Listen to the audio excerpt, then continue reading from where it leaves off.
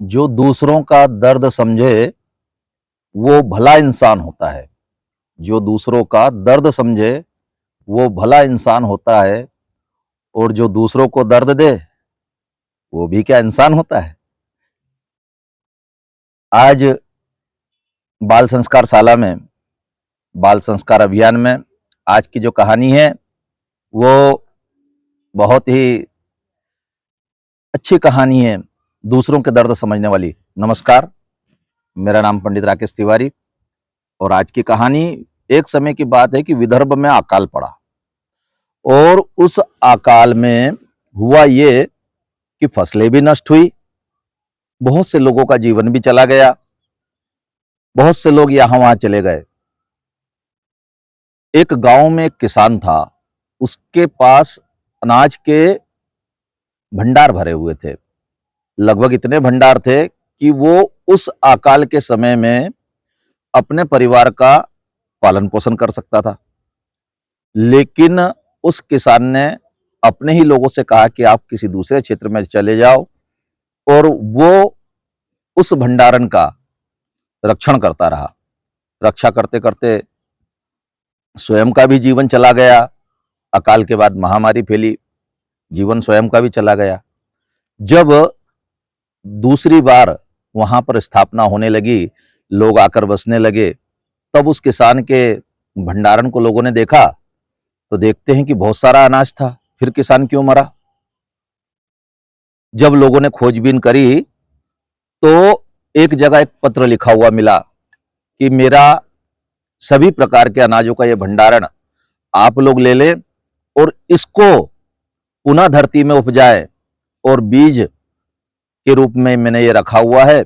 इस बीज से पुनः एक हरे भरे विदर्भ की स्थापना करें। किसानों ने उस किसान को बहुत धन्यवाद दिया। बीज बोए, खेतों में फसलें लगी, फसलें लहलहाने लगी।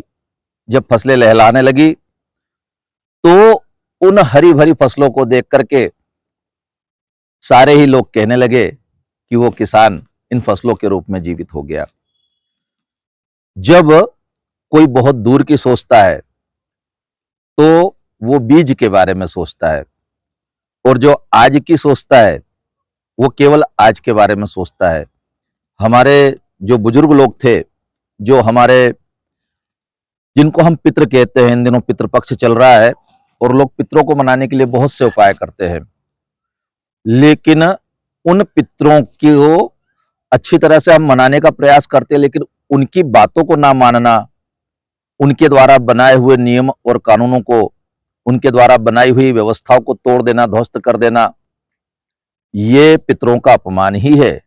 कभी एक समय इस भारत भूमि में ऐसा था कि किसान अपने पास बीज रखता था, अपने घर में बेल रखता था, और यदि गौ माता के अंश से कहीं बछड़ा हो जाता था तो किसान कहता था कि मेरे साथ काम करने वाला एक और भाई के समान सहोदर भाई आ गया है। तो बेलों का इतना सम्मान था। ना आज किसान के पास बीज बचे हैं, बेल और हल की तो छोड़ दो, ट्रैक्टर भी किराए का है या डीजल तो लाना ही पड़ता है। ना उसके पास खाद है, खादों के लिए लंबी लंबी लाइन लगाता है, और ना ही उसके पास में अपनी कोई सिंचाई की व्यवस्था है।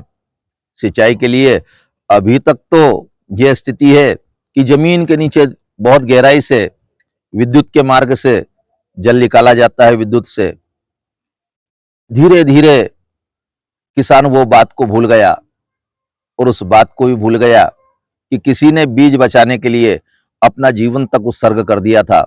उस विदर्भ के किसान जिसने कि अपना जीवन और अपने परिवार को तक इस बात के लिए छोड़ दिया कि मेरे क्षेत्र के बीज बचेंगे तो आने वाली नस्लें अच्छे से रहेंगी और वे अन्न को प्राप्त करेंगी और उससे खेती बनेगी, आगे बढ़ेंगे। लेकिन आज के लोग केवल अपना सोचते हैं, किसी का ध्यान नहीं जाता कि क्या आज हमारे पास बीज है। आप जब विचार करें, आपके फल और आपकी हर चीज, ये मान के चले कि किसी के भी बीज आपके पास में अब बचे नहीं है। और जो बीज आपके पास में हैं, उन बीजों की स्थिति ये है कि वो किस प्रकार से बनाए हुए हैं, किस तरह से बनाए हुए हैं, उन सब चीजों को आपको सोचना चाहिए, बीजों को बचाना चाहिए। आपके पूर्वजों ने इसके लिए बड़ा बलिदान दिया है। बीज बचाए, नस्ल और फसल, ये दोनों चीजें बहुत आवश्यक है बचाना। वंदे मातरम।